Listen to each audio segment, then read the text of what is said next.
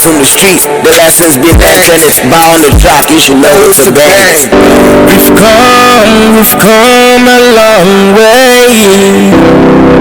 Nobody knows the pain. The smoking life, the drinking life, it's all gonna end you in a bad way. Anyway, no pain, no pain. Start for better tomorrow. Anyway, no pain, no pain. Start for better tomorrow.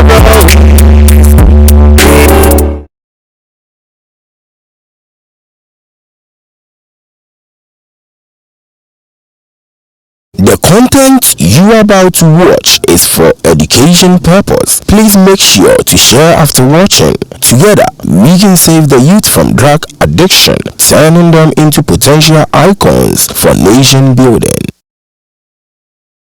Let me tell you what I had.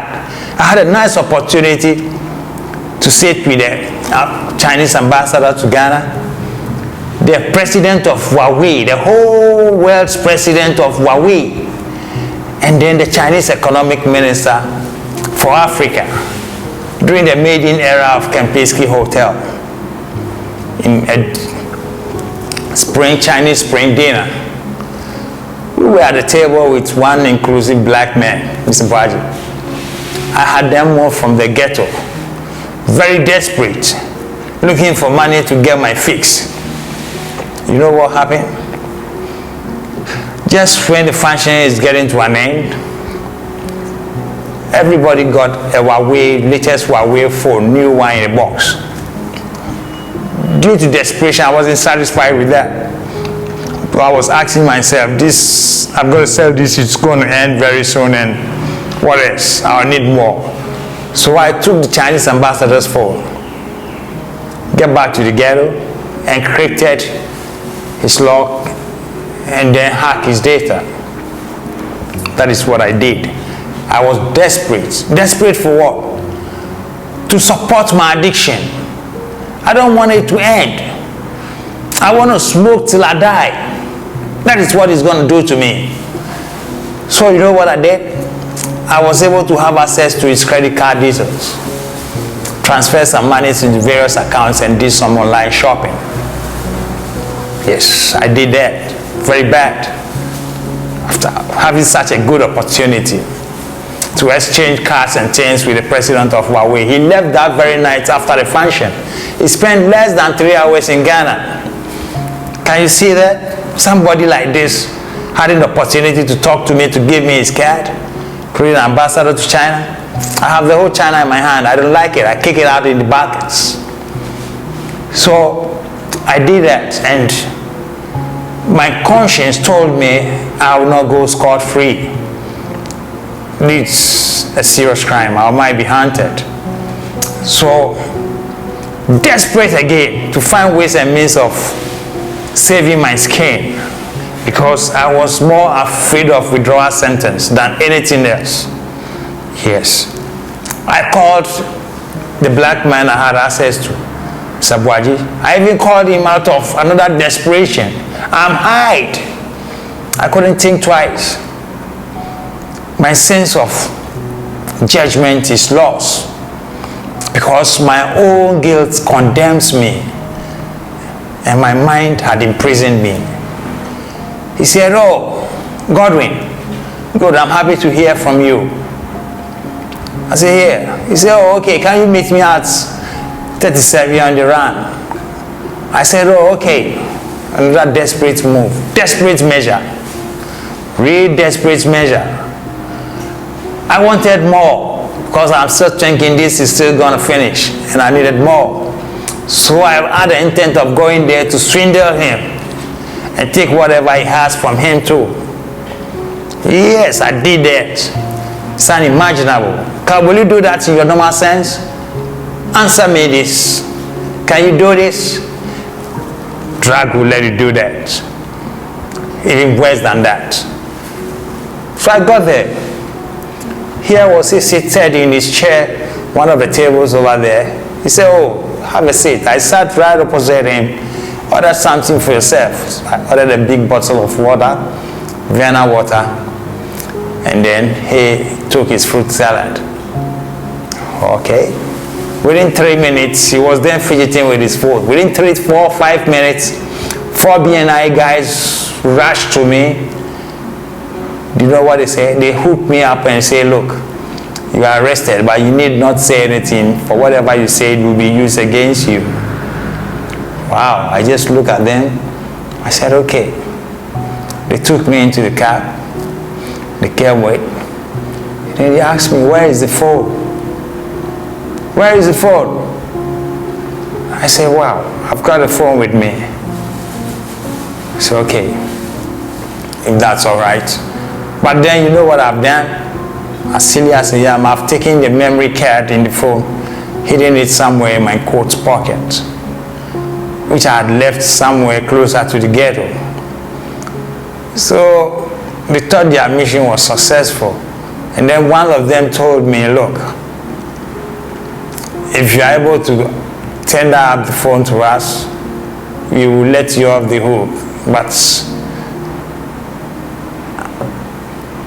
I was a bit smarter than that. I told him plain that, look, you can't leave me. It's beyond your authority. He said, yes, it's true. So we definitely have to take you. So I brought him back to the ghetto. I fished out the memory card, I added up to it, and then he took me to the BNI cells. Whilst in the cells, I almost died out of what we call cold turkey. You know of cold turkey? You're gonna vomit, you shit on yourself, you feel feverish, you can't do anything. You'll be disoriented and even become delirious. Yes, it can kill you because you are not getting the drugs. So I just have to complain sickness. They took me to, they have a hospital at 37 BNI Annex. They took good care of me, dripped me, and I felt a little better. They brought me back to my cells, and I was there. Now I was not having the drugs. The cravings had increased. They realized, no, okay, what they have to do is that they took me to the hot seat. You know what the hot seat is? That's where the interrogation takes place. It's a big hall with red carpets. You sit right in a stool and you have bench and tables all surrounding all around. You could get about 15, 12 investigators all interrogating you. How do you answer that questions from all these people? Well, I did what I can. The following day, they took me to court. Not just a court, but a high court. They really mean to pin me down because what I did is so bad. What did I do it for? Addiction. I was desperate. I was really desperate.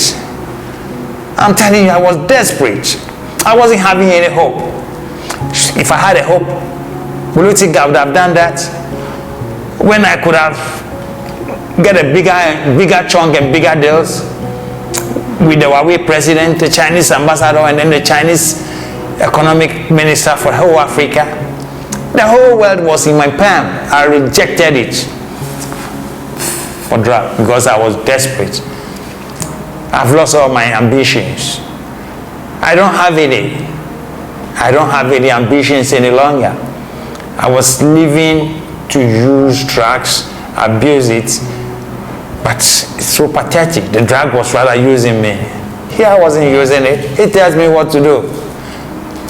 So I was later taken to court and I was jailed for 14 years or 15,000 cedis fine. 14 months imprisonment, sorry.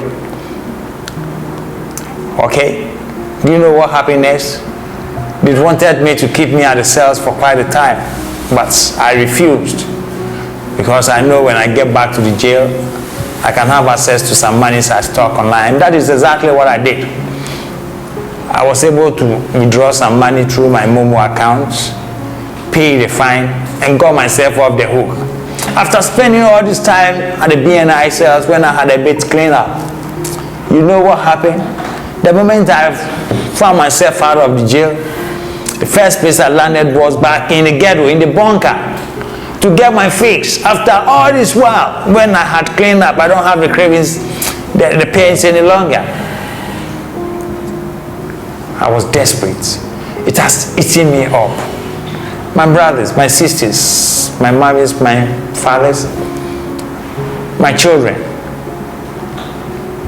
Really want to spend your life this way?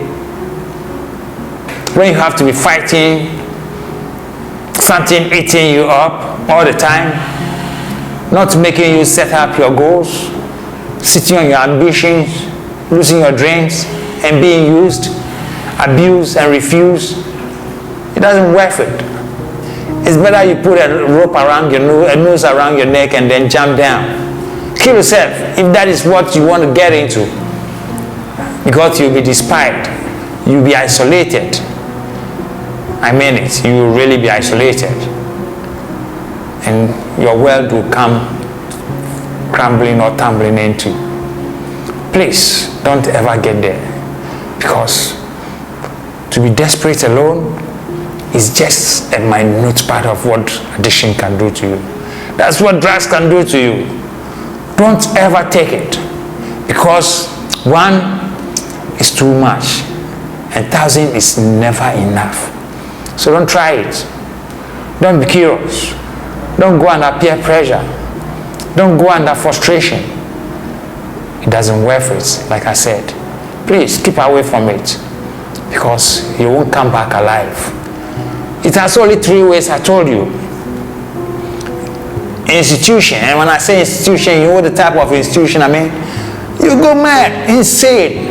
You find yourself permanently locked up in a psychiatric hospital. You become a cabbage. Yes. And jail? Yes. You could have killed before you had even known you've killed. Definitely. You don't care. What about that? Premature death. You die out of diseases you contract from addiction. Will you get a kidney again? What about your lungs? They will all be gone. Yes. Don't exchange any of this for drugs. Please beware. You know what saved me? It's God. Because the vacuum created by drug could never be filled by anything except the word of God. And I was saved by Chosen Rehab Center. I mean, Chosen, you know what they did? They broke my wheels down and stirred the fear of God into me and filled that vacuum with the word of God. You might not be fortunate, because I found a God who is loving and caring, and He has done all this for me. Yet, I'm still a recovery addict, because it has no cure. Every step I prod, I should be careful, because there are triggers and cues. Can you live like this when you always have something in your closet? But God's grace, I take life a day at a time. Now I don't fight for anything. I fight for just to enjoy my recovery and to do this for you. So watch out for the next topic. It's going to be very wonderful. It's going to be threatening, frightening. So that next time you see drugs or see somebody doing drugs, you advise the person, or you don't go near that person, because you might not be fortunate. For Chosen's Rehab's sake, I'm able to talk to you and tell you all this. Thank you.